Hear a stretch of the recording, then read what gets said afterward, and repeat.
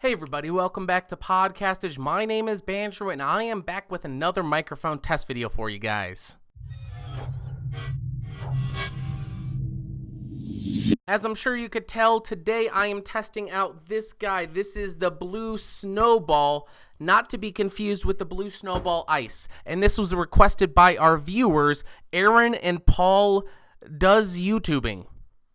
So this is a USB condenser microphone that has two microphone capsules inside of it, which I will explain in a little bit. Before we go any farther, I'm sure some of you are asking, what's the difference between the Blue Snowball and the Blue Snowball Ice? Well, there's only one difference. The Blue Snowball has those two microphone capsules, and what those two capsules do is it allows this microphone to switch polar patterns from a cardioid polar pattern, which basically just picks up audio in front of it, and it allows you to switch to an omnidirectional setting, which allows you to speak all the way around the microphone and pick up audio 360 degrees. The Blue Snowball Ice does not have the ability to switch or add the omnidirectional setting. It is stuck in the cardioid pattern. Okay, and as per usual, if you are interested in this microphone, I'll throw a link in the video description down below, and it'll set you back about $60 on Amazon. Now let's talk about what you get in the box. Obviously, you get the microphone. Then you get about a 6-foot USB cable. Then you get a desktop microphone stand, which is much nicer than the stand that comes with the Blue Snowball Ice. Then you get some documentation, which is actually kind of nice. And I want to note that the Blue Snowball comes with a 2-year warranty. The build quality of this thing is only kind of nice. It's a plastic body and feels kind of cheap there. But the actual mic stand feels incredibly nice, and I do like that. But just like the other mic stands I've tested out or talked about, I don't like this because it offers zero shock absorption for the microphone, so you'll hear a lot of noise when you're banging on your desk if you end up using this stand. There is a ball joint on the microphone that allows you to tilt the microphone maybe 30 or 40 degrees. Then the back you have the USB cable, and then directly above that you have the 3-way switch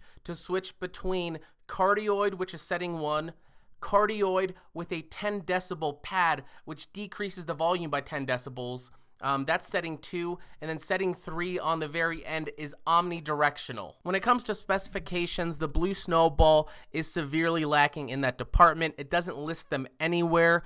They do provide a couple of graphs in the user's manual. Here's an image of those, frequency response over here and the polar patterns right there. But then I found a website, soundonsound.com, that lists this microphone's frequency response as 40 hertz to 18 kilohertz. But as you will hear coming up, the different polar patterns that you set this on will severely affect the actual EQ that you're getting. Now I'm on the cardioid setting, and I am going to go ahead and move around the microphone to determine the polar pattern, what happens when you get around to the sides, and what happens when you get around to the back.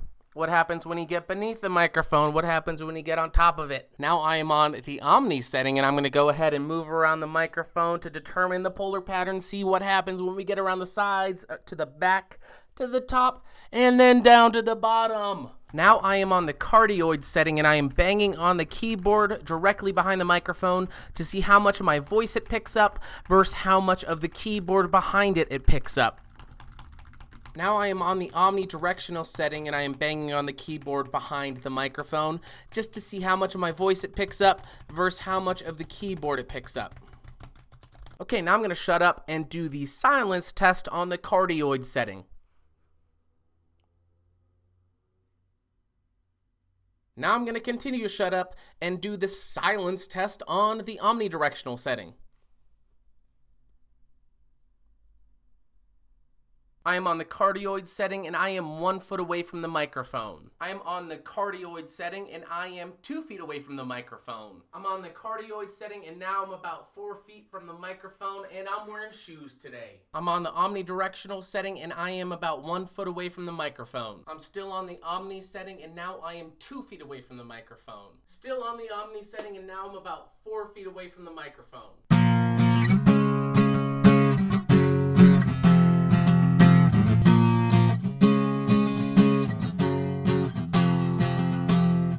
Even though you'll never come clean, you know it's true.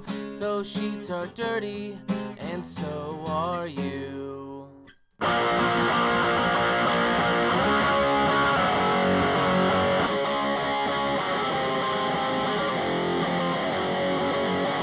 So as you could tell, the two different microphone capsules in this mic have two completely different tones and sounds.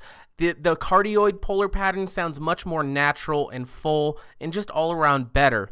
When you switch to the omnidirectional setting, it sounds very tinny, very hollow, and just very unnatural, and I don't think it sounds good at all. As expected, when we were doing the keyboard sound test and background noise test, we heard a lot more noise when we were on the omnidirectional setting, so if you're going to be using this near a computer, I do not recommend an omnidirectional setting. Honestly, I don't think the omni setting is usable at all. The only thing I could imagine it being usable for is if you're recording a conference or a meeting and you're just going to use it to listen back later and you're not going to release it, or maybe if you have a band and you're just sitting in a room and you want to get a rough demo out for pre-production or something like that. I think it would be useful in that situation.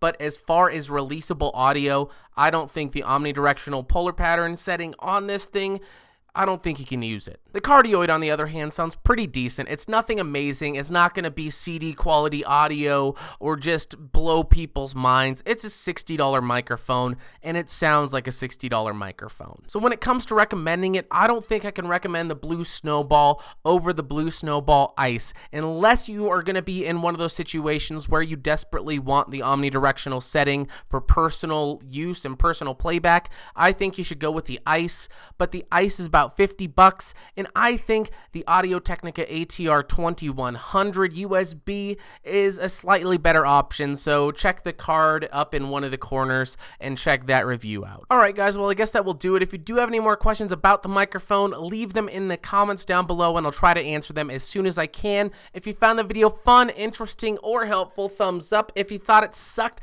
give me a big ol' thumbs down. Don't forget to vote for the microphones you want reviewed next, as well as follow me on all the social media links, all those in the video description down below. And if you want more of these videos, click subscribe by clicking the logo in the corner, and I will see y'all later. Thank you guys for watching. Bye.